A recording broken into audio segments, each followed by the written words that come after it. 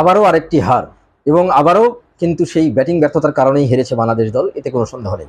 পাকিস্তানের কাছে সিরিজের প্রথম টি-20তে ৩৭ রানের বড় ব্যবধানে হেরেছে বাংলাদেশ। আসলে সংযুক্ত আরব আমিরাতের মতো একটি দলের কাছে যখন টি-20 সিরিজ হেরে যায় কোনো দল, সেই দলটি পাকিস্তানের মতো একটি দলের বিপক্ষে তাদেরই মাটিতে গিয়ে জিতবে কিংবা ভালো কিছু করবে, এরকম ধারণা করাটাই কিন্তু অমূলক। আর তাছাড়া খেলাটা কিন্তু লাহোরের গাদ্দাফি স্টেডিয়ামে হচ্ছে, যেই গাদ্দাফি স্টেডিয়ামে কিছুদিন আগে কিন্তু পাকিস্তান সুপার লিগ টি-20 আসরের ফাইনাল হয়েছে এবং পিএসএল খেলে যারা ভালো করেছেন, ভালো পারফরমেন্স করেছেন, সেই ক্রিকেটাররা কিন্তু মাত্র 4 দিনের ব্যবধানে বাংলাদেশের মুখোমুখি হয়েছেন, যার কারণে সবাই কিন্তু খেলার মধ্যে ছিলেন টি-20 ফরম্যাটে। এবং সে কারণে বাংলাদেশ দল কিন্তু এত বড় একটি পরাজয় বরণ করলো প্রথম টি-20 ম্যাচে। এর পেছনে কিন্তু বাংলাদেশের আরো অনেক কিছু ভুল ছিল, যেই ভুলগুলোর মধ্যে একটি হচ্ছে ক্যাপ্টেন্সি।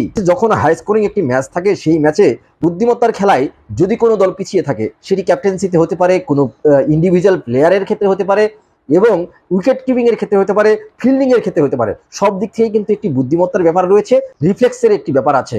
যদি সামান্য একটু ভুল কেউ করে, তাহলে কিন্তু সেই ম্যাচে জেতা খুব কঠিন। তো আমার মনে হয়েছে যে বাংলাদেশ পাকিস্তানের মধ্যে সিরিজের প্রথম টি-20 ম্যাচে যে স্ট্র্যাটেজিতে ক্যাপ্টেন্সি আমরা করতে দেখেছি লিটন কুমার দাসকে, সেটি শুরুতে একটু ভালো মনে হলেও পরের দিকে মনে হয়েছে স্ট্র্যাটেজিক ভুলটা কিন্তু ক্যাপ্টেনের।